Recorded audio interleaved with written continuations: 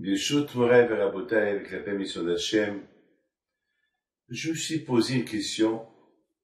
Pourquoi Purim on se déguise? Aujourd'hui, je veux parler sur Purim. Alors, je mets ma djellaba. Je me déguise. En général, je mets un costume, un chapeau. À Purim, on se déguise. Alors, vous savez que le mot déguisement, c'est pour qu'on ne vous reconnaisse pas. Voilà, on ne vous reconnaît pas. Il faut savoir une chose, que le miracle de Purim, il y a une raison pourquoi Haman, il a voulu exterminer tous les Juifs. Vous savez, il n'y a pas une génération où il n'y a pas quelqu'un qui veut exterminer tous les Juifs. Je ne sais pas. Il y a ce qu'on appelle l'antisémitisme. Il y a pire que l'antisémitisme, c'est la haine. La haine, je ne sais pas pourquoi. Je ne sais pas. On essaie de comprendre cette haine d'où elle vient, mais on voit que la haine déjà elle commence depuis Esav. Esav et Amalek. Depuis cette époque-là, on a vu que la haine du juif, elle a commencé. Que Esav, il voulait absolument tuer Yaakov pour des questions de famille qu'ils avaient entre eux, et on sait très bien que c'est écrit que Esav sonnait Yaakov. Esav ne peut pas supporter Yaakov, et jusqu'à maintenant, on vit cette vie-là. Vous savez que nos sages disent, pourquoi le mont Sinaï, il s'appelle Sinaï? Et nos sages disent que le mont Sinaï, il s'appelle Sinaï du verbe Sina. Sina, ça veut dire la haine. Ça veut dire que le jour que Hachem il a donné la Torah à Israël, la haine, elle est venue dans le monde. Le monde a commencé à détester les Juifs. La question se pose, pourquoi les détester? Pourquoi? Le contraire, le monde, il ne peut pas tenir sans Torah. La Torah, c'est des lois. Des lois, ne pas tuer, ne pas envier, respecte ton père et ta mère. La Torah, c'est du moussard, c'est de la morale. Ça veut dire comment vivre, comment ne pas être hypocrite, ne pas vivre dans deux vies. Tu montres que tu aimes quelqu'un et tu le détestes. Tu as quelqu'un qui est dans l'ennui, tu l'aimes, aime ton prochain comme toi. Où t'as vu ça dans la vie? Où? Aime ton prochain comme toi. C'est en général, chacun il aime sa femme, ses enfants, sa famille avant quiconque. Là, te dit la Torah, non, tu aimes ton prochain, tu aimes ton voisin comme tu aimes ton fils. Ça veut dire que si ton fils il a besoin de quelque chose, et ton voisin il a quelque chose, il faut leur partager la chose, ou bien faire du préférendisme, tu donnes à ton prochain avant que tu donnes à ton fils. J'ai vu ça, mon père. J'ai vu mon père faire ça. J'ai vu mon père au Maroc, qu'il y avait un juif qui venait chez lui pour lui demander la charité. Il y avait un Marocain qui vient, et mon père il me dit, non, tu donnes le Marocain avant le juif. Alors j'ai dit à papa, pourquoi? Il me dit, après je te dis. Plus tard, je dis, pourquoi? Il me dit, parce que n'oublie pas que nous, on n'est que des étrangers. Nous, on n'est que des étrangers au Maroc. C'est vrai, on est né au Maroc. C'est vrai, depuis 1000 ans, on est au Maroc. Mais il y avait ceux qui habitaient ici avant nous. Ils nous ont reçus, ils nous ont protégés. Et le roi qui fait du bien, qui protège la communauté juive au Maroc, donc on leur doit. Donc eux, ils sont prioritaires. Vous savez, des choses comme ça que j'ai appris de mon père. Donc mes amis, il faut comprendre que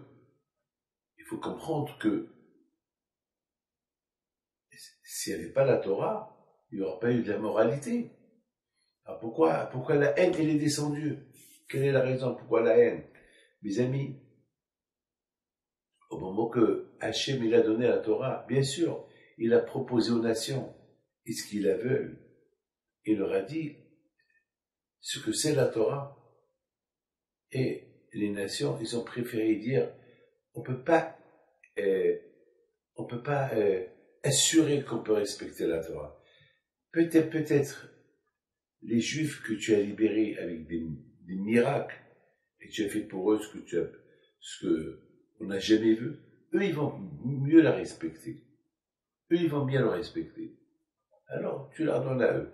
Et Hamim, ils disent, au moment que Hachem a dit, Anoché Hachem Elokecha, c'est moi Hachem ton Dieu, le monde entier a écouté ça.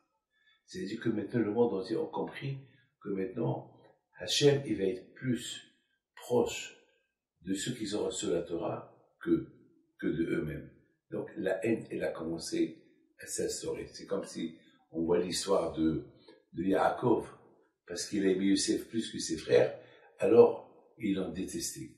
Malheureusement, c'est ça je pense, c'est la haine, elle a commencé à partir de là. Et maintenant, on va essayer de comprendre. Maintenant, il y a à peu près quelques milliers d'années, 2500 ans à peu près, le premier temple a été détruit par Nebuchadnezzar, Nabucodonosor. Il a détruit le temple. Très bien. Maintenant, les Juifs, ils étaient en exil. Nabucodonosor, il a éparpillé les Juifs partout. Il a brûlé Israël. Israël est devenu déserte. Personne n'habitait dans la terre d'Israël pendant 70 ans. 70 ans. La terre était vide. Les Juifs, ils étaient en Perse, ils étaient au Soudan, ils étaient en Éthiopie, ils étaient à Bagdad, en Irak, ils étaient en Arabie Saoudite. Les Juifs, ils étaient éparpillés partout. Et à l'époque, 70 ans plus tard, il y avait les prophètes. N'oubliez pas que tant que le deuxième temple n'a pas été construit, il y avait encore des prophètes. Mais les prophètes, ils ont cessé. Hachem, il parlait plus avec personne. Hachem, il a parlé avec Moshe Rabbeinu, il a parlé avec Yoshua ben Nun, Hachem, avec Samuel, Shmuel, Hachem, avec David Ameller. Hachem, pendant quelques milliers d'années, Hachem, il a parlé avec des prophètes. Mais à partir du deuxième temple, Hachem, il ne parle plus avec personne. Mais les tzadikim, ils ont ce qu'on appelle le Ruach HaKodesh. Hachem, il leur donne des visions. Comme Rabbi Haim Pinto, comme Rabbi Shimon Bar Yochai, comme Rabbi Haim Taib Lomed, comme Rabbi David Ben Baruch. Des tzadikim qui ont le Ruach HaKodesh. Ils voient, ils sont des voyants. Ils voient comme Baal Shem Tov. Ils voient tout. Ils ne sont pas prophètes. Hachem, il ne parle plus avec personne. Mais Hachem, il nous parle à travers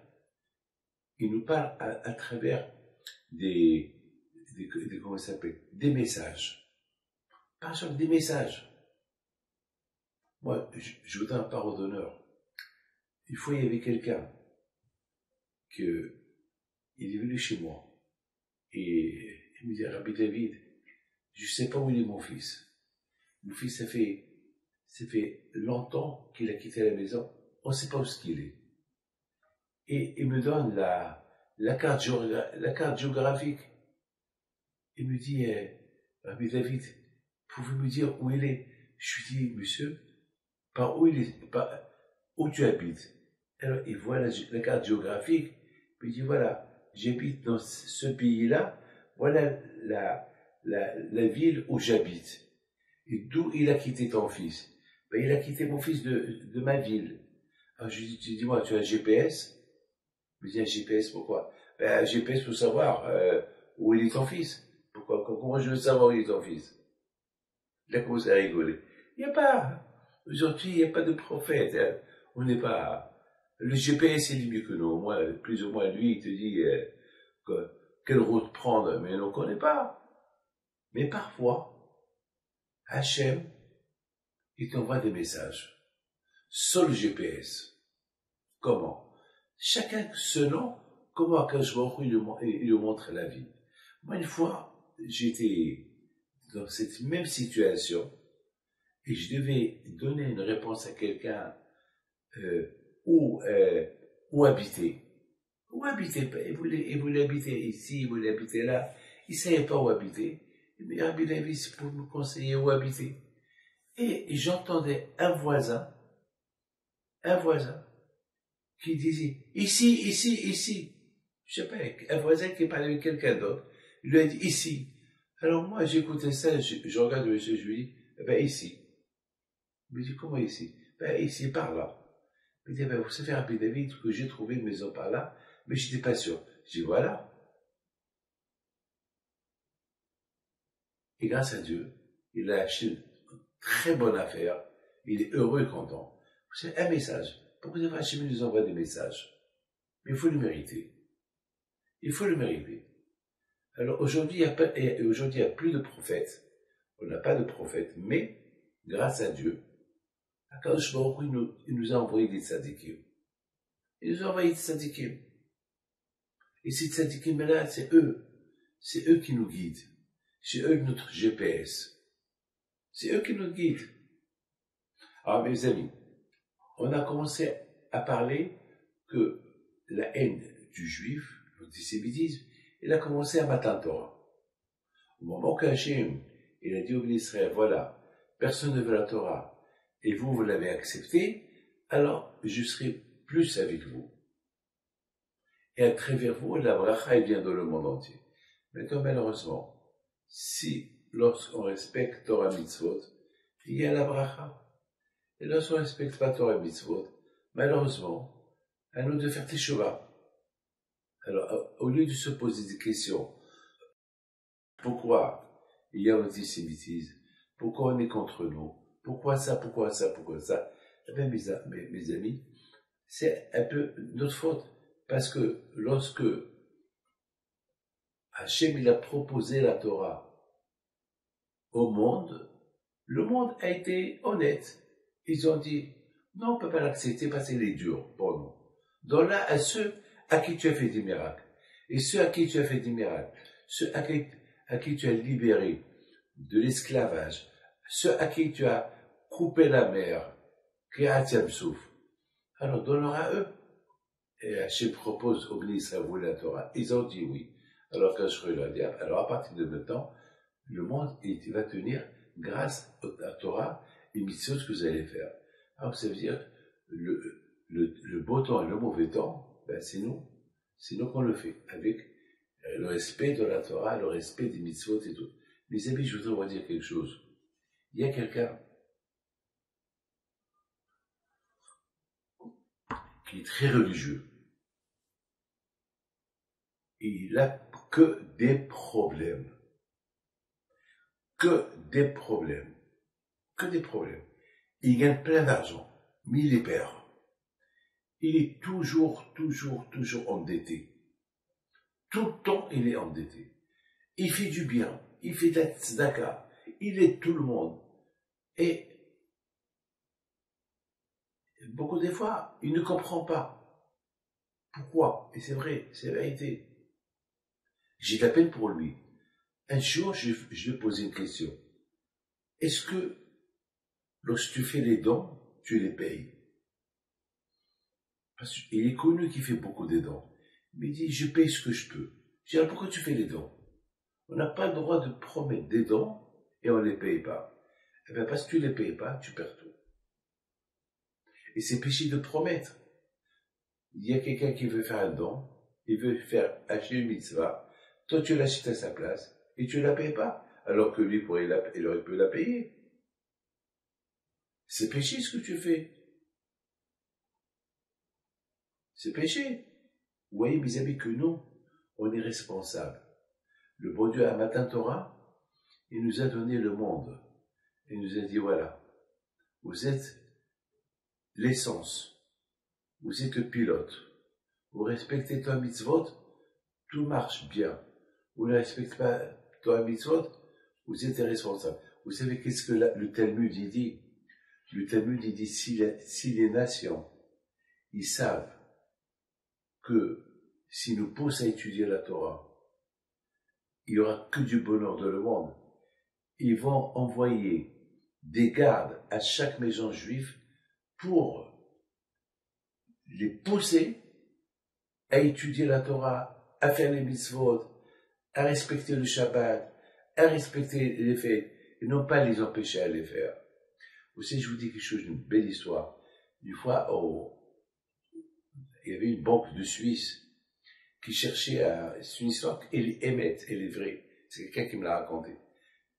C'est ce quelqu'un-là avec qui l'histoire elle s'est passée me l'a raconté. Il y avait ce monsieur-là qui cherchait un directeur pour la banque. Et puis, il a fait, bien sûr, c'est une banque très, très, très importante. Bien sûr, ils ont reçu des CV, ils ont reçu des gens qui sont candidats à ce grand poste. Et finalement, il y a eu un très compétent qui a été accepté. Mais le directeur de la banque lui a dit, voilà, je voudrais vous tester pour voir combien rapide vous êtes. Alors, il lui a donné des dossiers à voir. Mais c'était un vendredi. Il lui a dit, le dimanche, je veux que tu me donnes la réponse dimanche. Alors, il lui dit, vous savez que Shabbat, moi, je ne travaille pas. Écoutez, moi, c'est votre problème. Mais c'est des dossiers ultra secrets. Voilà, je vous les donne. Vous êtes le seul. Allez voir. Dimanche matin, je voudrais voir ce que vous avez fait. Et il lui donne, et il lui dit, allez, rendez-vous terminé. Le dimanche matin, le juif, le nouveau directeur, il arrive avec les dossiers. Il lui dit, voilà, je me suis arrangé, j'ai trouvé tous les problèmes qu'il pouvait avoir dans ce dossier-là, et je pense que c'est bien fait, voilà, je vous les donne. Alors, le propriétaire de la banque lui dit, et quand vous avez vérifié tout ça, c'est vous qui l'avez, c'est top secret, j'espère que vous n'avez pas donné mes dossiers à quelqu'un d'autre pour les voir. Non, pas du tout, c'est top secret, vous avez écrit. Et c'est moi-même qui les ai vérifiés. Je lui dis, mais quel temps tu avais? Il dit, ben, j'ai pas le choix. Pendant le Shabbat, je les ai étudiés et j'ai trouvé les failles et les problèmes qu'il y avait dans ces dossiers-là.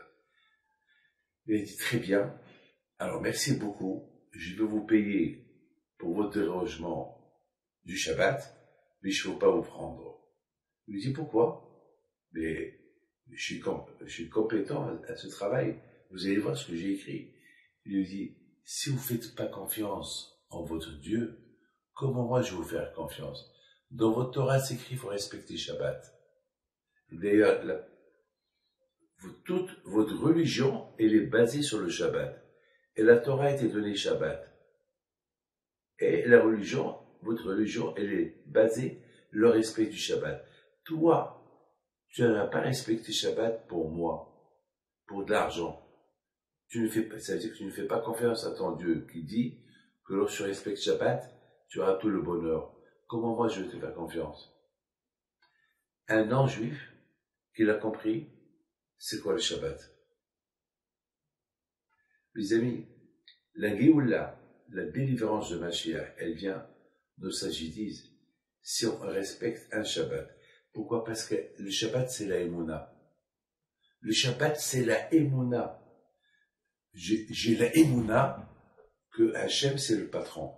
J'ai la Emouna que Hachem, il peut tout faire pour moi. J'ai la Emouna que c'est Hachem, le Baal HaBayit. C'est la raison pourquoi je nous a donné un jour de test par semaine. Mais nous, on est gagnants. Parce que c'est écrit dans la Torah. Au Bayom Hashivé, c'est écrit dans la Torah. Sheshet Yamim Te'ase Melacha. C'est la paracha de la semaine, paracha de Baïkel. 6 jours, tu fais le travail. C'est quoi tu fais? Le travail, Te'ase, elle se fait. C'est pas écrit tu fais. Elle se fait. Lorsque tu restes le Shabbat, Hachem, il bénit toute la semaine pour que la semaine elle-même, elle va passer calmement. Elle va se faire bien. Tout va bien se passer. Elle va se faire bien. Donc c'est la Emouna. Tout le Shabbat, c'est la Emouna. Tout le monde travaille. Moi, je travaille pas. Et j'ai l'Emouna que Hachem, il va me donner ce que j'ai besoin. C'est tout. C'est comme ça qu'il faut. C'est comme ça, c'est tout. Hein. C'est comme ça. Il faut. Et surtout, Hachamim me disent que bien sûr, il y a un temps quand le Shabbat il commence, il y a un temps quand le Shabbat se termine. Et si on peut recevoir le Shabbat un peu plus avant le temps, 5 minutes, tu ajoutes 5 minutes sur le Shabbat, eh ben, Akadosh Baruch Hu te fait gagner encore. Il y a beaucoup des femmes qu'elles ne reçoivent pas le Shabbat à l'heure exacte. Elles reçoivent le Shabbat 5 minutes avant. Si le Shabbat il sort à 6 heures, et ils rentrent à 6 heures, ils vont commencer le Shabbat à 6 heures moins quart. Si le Shabbat il sort à 7 heures, eh ben, ils vont faire sortir le Shabbat à 7h15, 7h30. Tu donnes l'importance au Shabbat. Je le reçois avant et je le termine bien plus tard. Alors là, tu montres que tu as l'émouna en Akadosh Baruch Hu. Mes amis, c'est la raison pourquoi Hachem a donné la Torah le jour du Shabbat. Pourquoi? Parce qu'Akadosh Baruch Hu, il veut que le Shabbat, on ne le perd pas. On ne perd pas le temps, parce qu'on ne travaille pas. Vous savez que l'homme, il est actif. Alors le Shabbat, on ne va pas travailler, on ne va rien faire. Alors ce que tu n'as pas pu étudier pendant la semaine, tu peux l'étudier Shabbat. Et l'étude de la Torah Shabbat, sa récompense, elle est doublée.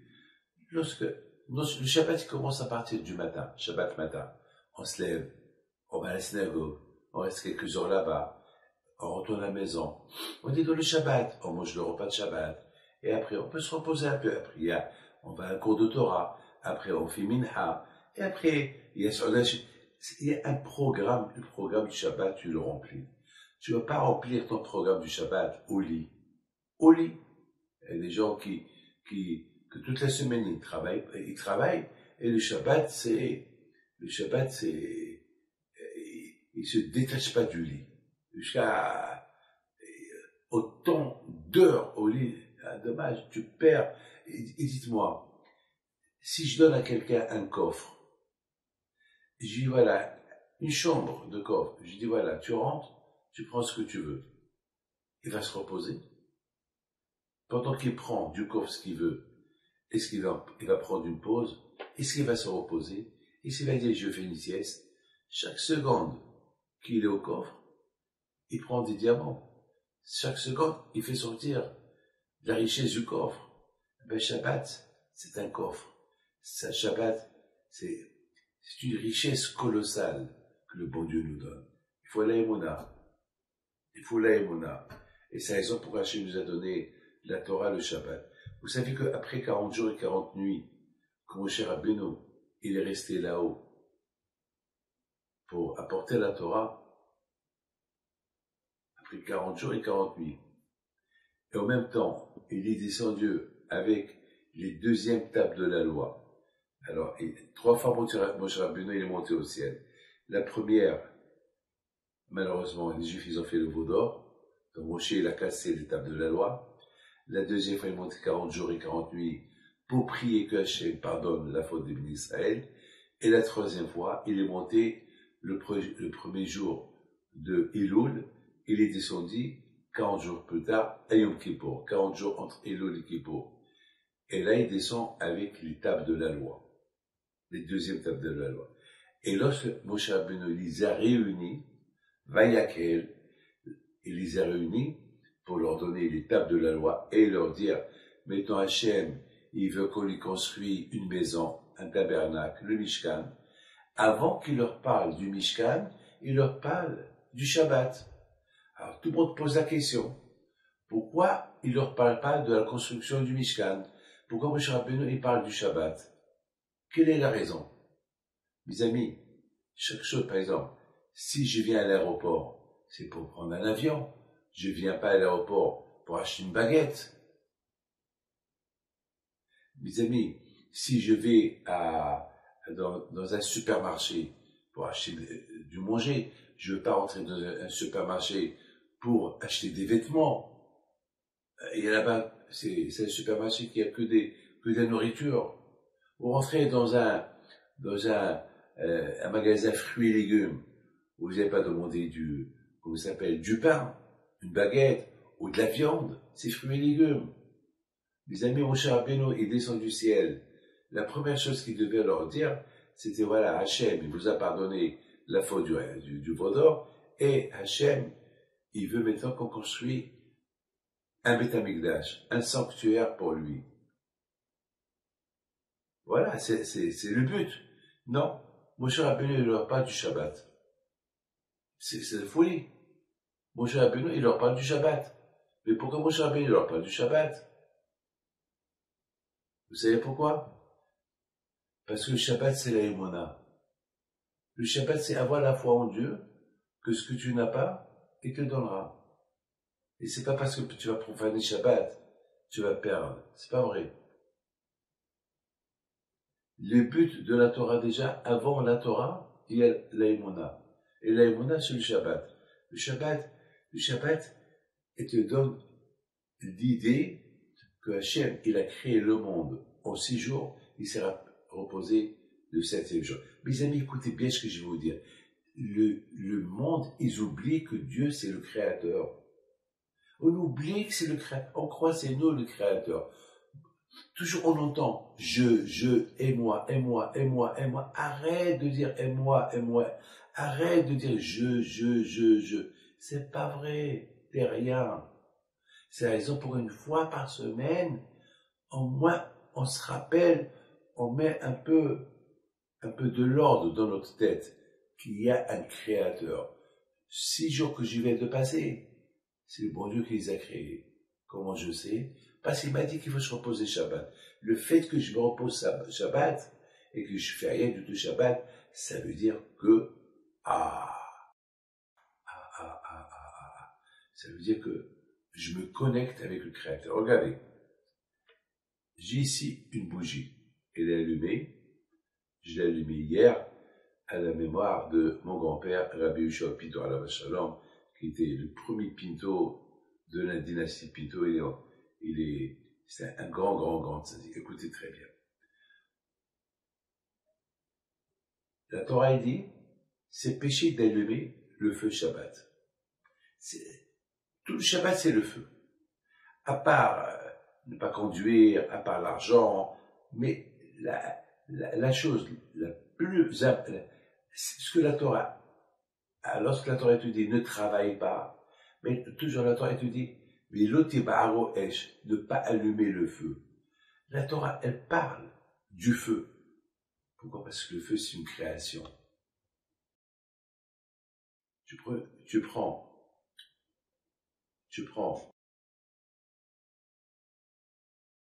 une allumette, voilà, une allumette, et elle est éteinte, et rien.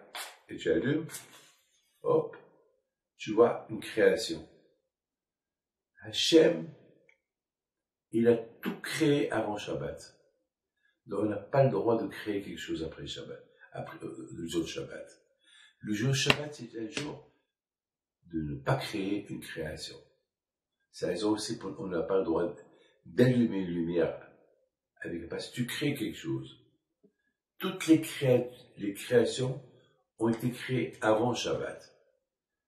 Shabbat, tu te reposes. Et c'est la raison pourquoi Moshe Rabbeinu, lorsqu'il est descendu du ciel, il a commencé à parler du Shabbat. Ben, Shabbat, c'est la Émona. Pourquoi? Parce que beaucoup de fois, les gens ils disent, et si je travaille pas Shabbat, avec quoi je vais vivre? Et avec quoi je vais vivre? T'inquiète pas, tu vas vivre. Vous savez, mes amis, le titre de mon cours, c'est quoi? Vivre dans les miracles sans qu'on les remarque. On vit dans les miracles sans qu'on les remarque. On vit dans les miracles. Vous avez un avion. Combien de fois ça arrivé? J'ai pris un avion et cet avion devait faire escale, et après 3 heures d'escale, on nous a dit de changer l'avion. Il y a longtemps de ça. Alors j'ai posé la question, pourquoi Après, il faut changer d'avion. Elle a un problème technique et vraiment, pendant 3 heures, ils ont essayé de, de, de le réparer, ils n'ont pas réussi. Il y a un technicien qui lui a dit, mais je ne sais pas comment il a atterri. Je ne sais pas cet avion, comment il a atterri. Je ne comprends pas comment il a atterri. Un technicien, il ne comprend pas comment cet avion il a atterri. Ça veut dire qu'on était dans l'avion. On était presque 300 personnes dans l'avion. Et on vivait dans un miracle sans que nous, on s'est rendu qu'il y avait, vous savez, il y avait beaucoup d'élan juifs. Lorsqu'ils ont entendu ça, ils disaient, oh mon Dieu, oh mon Dieu, oh mon Dieu, oh mon Dieu, chacun. La bataille, il y a quelques semaines, il y avait quelques soldats qui dormaient dans une maison, quelque part, ici en Israël. Et ils dormaient là-bas pour quelque temps. Et un jour, ils arrivaient, ils étaient une dizaine, une équipe, pour rentrer dans cette maison. Ça fait quelques jours qu'ils dorment déjà là-bas. Il s'est passé quelque chose d'inimaginable. Quelque chose d'inimaginable. Il y avait un arbre. Un arbre. L'arbre, il est tombé sur la maison. Il est tombé sur la maison. Et lorsqu'il est tombé sur la maison, elle a explosé. Après des recherches, il dormait, ces 10 soldats, pendant une semaine, sous des bombes. Ça veut dire que le bon Dieu, il les a protégés pendant 10 jours. Ils vivaient dans les miracles pendant 10 jours, pendant une semaine, sans qu'ils ont remarqué le miracle. Vous savez, mes amis, le Shabbat, c'est le Shabbat que le miracle, il se prépare pour la personne pendant toute la semaine. Selon comment on respecte le Shabbat, eh ben, Hachem, il va créer des situations que toi, tu ne peux pas imaginer qui vont se passer pour toi pendant la semaine. Vous savez, il y a beaucoup de gens qui peuvent avoir des gézérotes. Et ces gézérotes, ils vont être annulés grâce au Shabbat sans que toi, tu le sais. Le miracle de Esther, le miracle de Haman. Quelle est la raison pourquoi Haman, il voulait tuer les Juifs? Quelle est la raison? Quelle est la raison? Mais il faut savoir une chose, il faut diviser la chose en deux.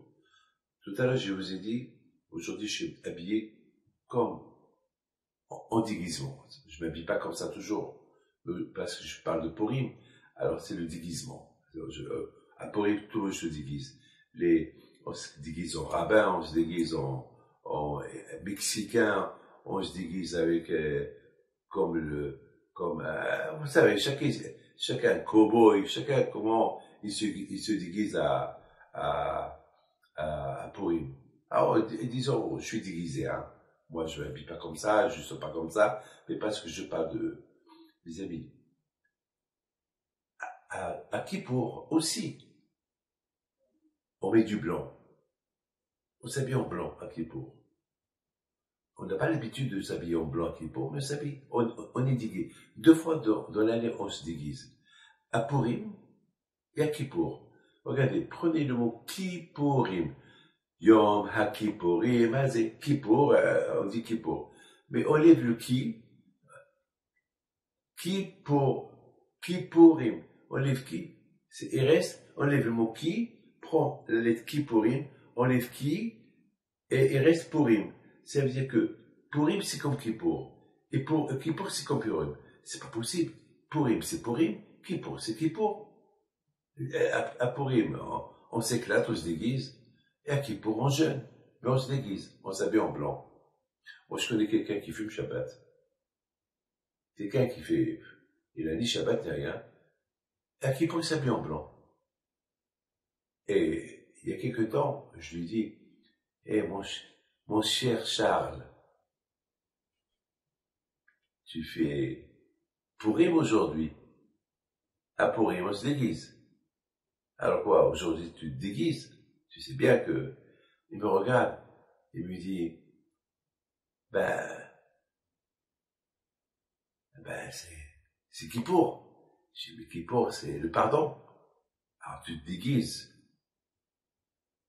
pour montrer que tu es tzaddik, pour que le bon Dieu te pardonne. Mais avec le bon Dieu, on ne peut pas se déguiser. Hein. À Pourim, on se déguise pour nous, pour jouer.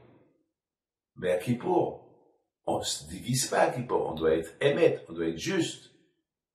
Alors tu te déguises, tu crois que le bon Dieu ne sait pas ce que tu fais. Tu te moques du bon Dieu là. Il y a une différence entre Kippour et Pourim. À Pourim, on se déguise pour jouer. Pour jouer. On est tellement heureux du miracle que Hachem nous a fait. Alors, on fait rigoler. Beaucoup des fois, on voit quelqu'un, aujourd'hui, il y a des déguisements, ils font rigoler. Alors, Pourim, c'est pour augmenter la joie. On boit, on se dit, mais Kippour, on change. On se déguise pas. Tu vas pas montrer au bon Dieu que tu es un tzaddik alors que tu fais Shabbat. Il m'a regardé et dit, Rabbi David, vous avez raison. Je vais changer.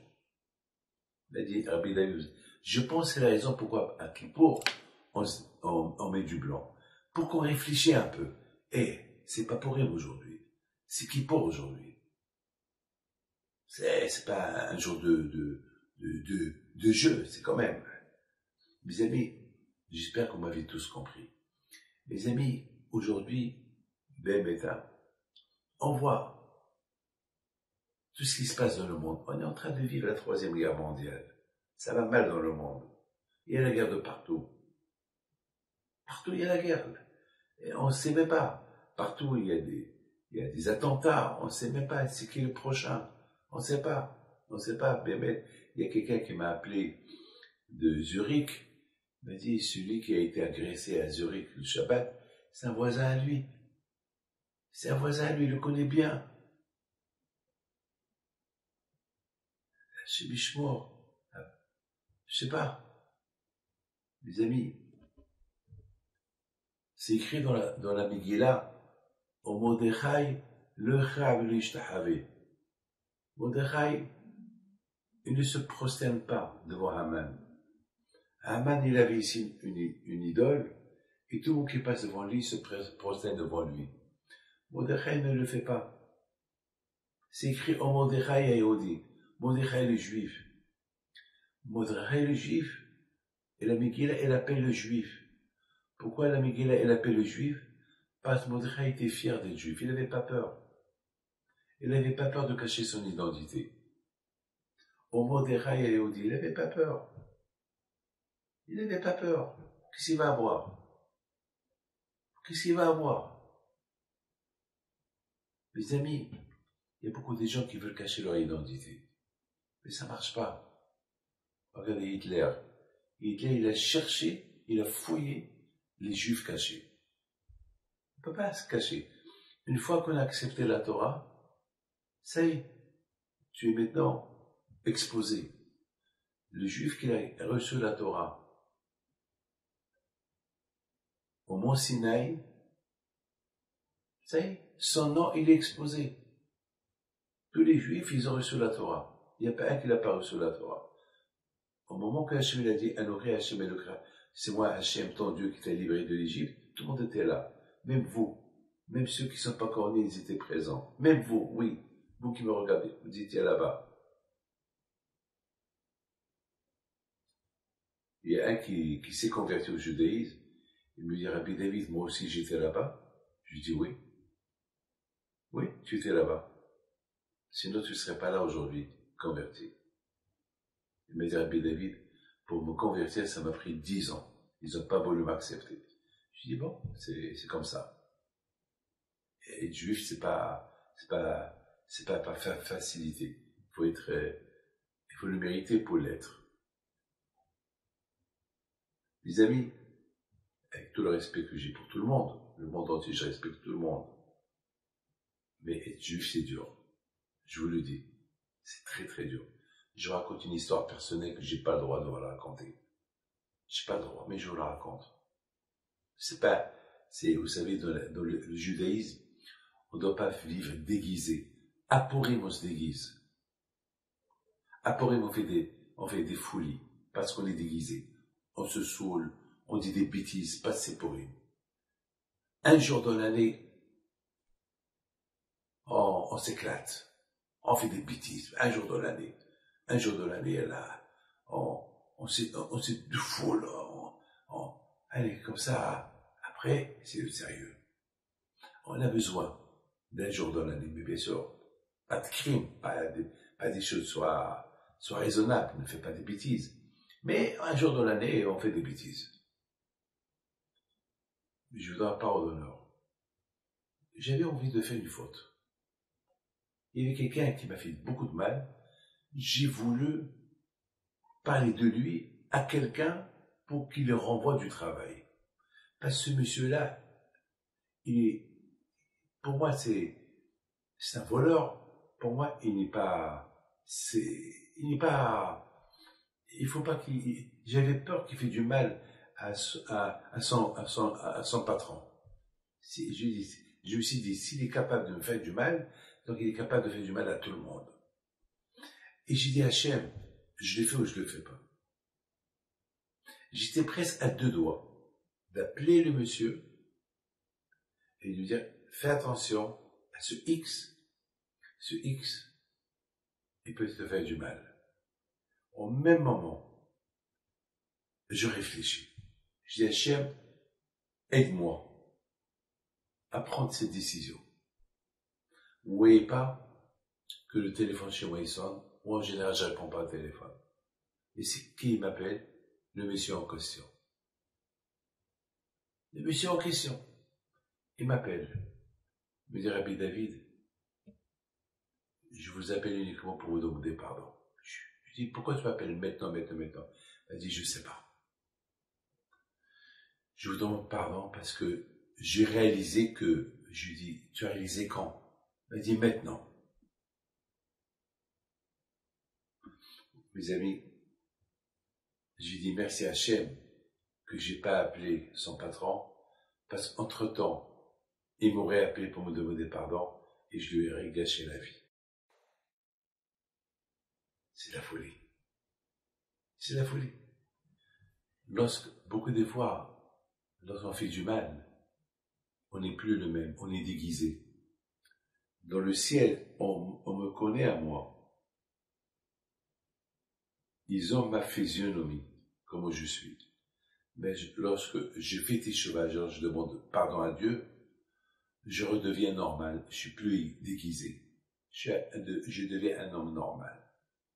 Mes amis, lorsqu'on faute, on est déguisé. Et même lorsqu'on faute et on est déguisé, Hachem, il nous protège. Et on vit des miracles sans se rencontrer, sans se le faire remarquer. C'est ça. C'est ce qu'on dit à Pessah.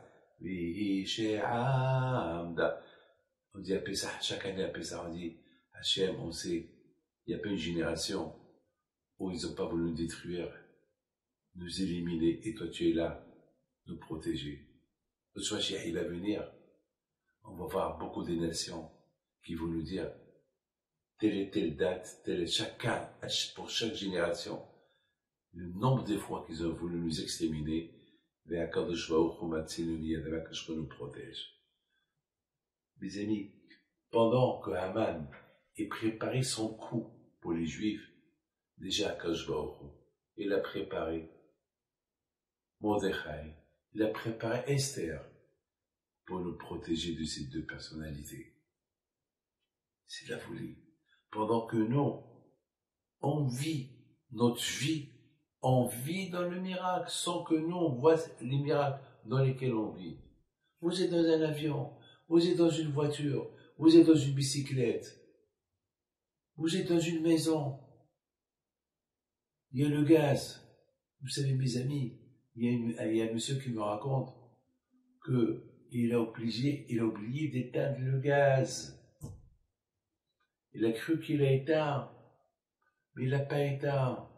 Ça veut dire il a éteint, mais avec le réflexe, il a allumé le gaz, donc il y avait le gaz dans la maison. Et ce monsieur, c'est un fumeur. Et toute la maison, pendant toute la journée, la maison, elle était bourrée de gaz. Et lui, c'est un fumeur. Et toujours, il rentre avec la cigarette à la maison, sans le vouloir. Il jette la cigarette, il vient de l'allumer. Avant qu'il rentre, il jette. Mais il voit des gens, ils sentent du gaz. Qu'est-ce qui se passe? Le gaz, le gaz, le gaz, le gaz. Lui, c'est même passé, ça vient de chez lui. Tout l'immeuble, il aurait pu exploser. Il jette la cigarette. Il rentre à la maison. C'est là qu'il voit d'où ça vient le gaz. Tout de suite, il est sorti, il a éteint bien sûr, il a ouvert les fenêtres. Et on vit dans les miracles. Et sa femme est devue venir 1 heure avant. Elle serait rentrée, la pauvre. Elle aurait allumé le gaz pour chauffer le manger. Toute la maison aurait explosé. Peut-être tout l'immeuble serait effondré. Combien on vit des miracles. Même lorsqu'on est déguisé, on est déguisé, qu'on n'est pas ce qu'on devait être. Malgré toi, quand je m'ouvre, il ferme ses yeux. Malgré toi, quand il ferme ses yeux. Mes amis, la fête de Purim, pour le rappeler, que de se rappeler qu'il faut se débarrasser du déguisement après Purim. Que 10 ans, on se déguise, plus le déguisement que nous avons sur nous, parce qu'on n'est pas, lorsqu'on n'est pas selon dans Torah Mitzvot, on n'est pas bien. Mais à Purim, plus ou moins, elle on dit Hachem, allez, on ajoute un déguisement sur un déguisement des fautes qu'on a fait, plus le déguisement des vêtements qu'on porte, allez, on se soulève, et après, hop, après Purim, allez, on prend et Kippour et Purim, et hop, on se débarrasse du déguisement. C'est-à-dire, on redevient nouveau après Purim. C'est la raison pourquoi on compare Purim à Matan Torah. Comme qu'à Matan Torah, on a dit Naaseh Benishma, on fait, on accepte, Naaseh, on fait, on accepte, et on entend, comme ça à Purim, Baruch Hashem, les choses ont changé pour nous, à Purim. À Purim, encore une fois, on accepte la Torah, Naaseh, on dit, on fait et on accepte. Purim, c'est comme Kippour. Purim, c'est comme Shavuot. Purim représente Mashiach, il va venir. Toutes les fêtes, ils vont disparaître. 2 fêtes qui vont rester. Hanouka et Purim. Hanouka, c'est la lumière. Purim, c'est le déguisement. On va porter le vrai déguisement. Nos propres vêtements qui sont les vrais. Les vrais. Vous prenez Baba Saleh, Alav Shalom. Il est là. Vous voyez comment il est habillé, Baba Saleh. C'est un déguisement? Non, c'est ses vêtements. Le Shemashia, il va venir si Dieu veut. On va porter chacun son propre vêtement, son déguisement. Lorsqu'on faute, on devient d'autres. On est déguisé. Les amis, je me trouve au Canada. J'ai écouté une bénédiction. Maintenant, on va pèleriner à Berhin Pinto. Et pendant que vous pèlerinez à Berhin Pinto, vous allez écouter cette histoire. Il y a un Canadien ici qui est parti pèleriner à Berhin Pinto. Il ne voyait pas de ses yeux. Il ne voyait pas des côtés, il ne voyait que tout droit, pas des côtés. Donc le pauvre, il avait un problème, ils lui ont dit, c'est une grande chirurgie, et c'est pas sûr qu'il peut réussir. Il passe la nuit, toute la nuit chez Rabbi Pinto, là où vous êtes en train de voir tout à l'heure, et là-bas il a passé la nuit, il a dormi là-bas toute la nuit. Il priait, il voit que comme ça, il ne voit pas des autres côtés. Mes amis, la nuit, il rêve Rabbi Pinto. Il vient avec 2 bougies. Il s'appelle Monsieur Ederi, ce monsieur-là. Il vient avec 2 bougies. Rabbi Pinto. Il vient, il lui dit, regarde, ça y est, tu peux voir, il n'y a pas d'opération. Il se réveille. Il voit qu'il voit. Il ne croit pas à ses yeux. Il dit à ses copains, voilà ce que j'ai rêvé. Ses copains rigolent. Il retourne à Montréal. On lui a fixé le jour de son opération lorsqu'ils ont commencé, avant l'opération, ils ont commencé, ils ont dit, attends, il y a une seconde, tu te moques de nous ou pas? Mais on vous a fait du laser. Il y a eu déjà une opération. C'est très frais. C'est il y a une semaine. Elle dit, ah bon? Mais j'ai pas fait de laser. Et il était comme un fou. Il raconte à son médecin le rêve qu'il a rêvé. Ce médecin, il n'est pas un juif. Il dit, écoutez, moi, je peux pas t'expliquer ton rêve, mais je vois des cicatrices de laser dans tes yeux. C'est les deux bougies que Rabbi Haïm Pitoui a montré.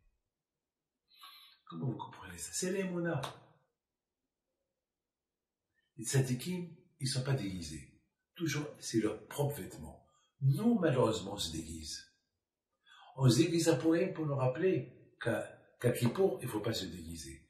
Lorsqu'on porte les vêtements blancs à Kippour, on doit avoir le corps blanc, pas déguisé.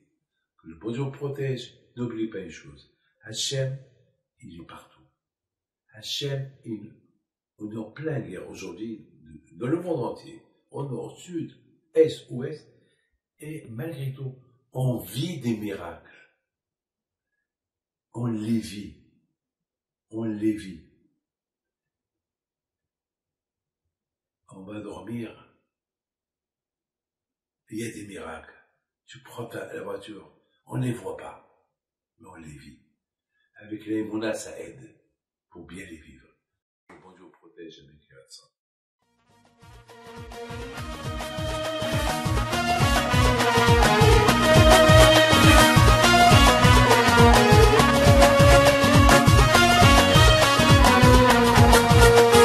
Non, tu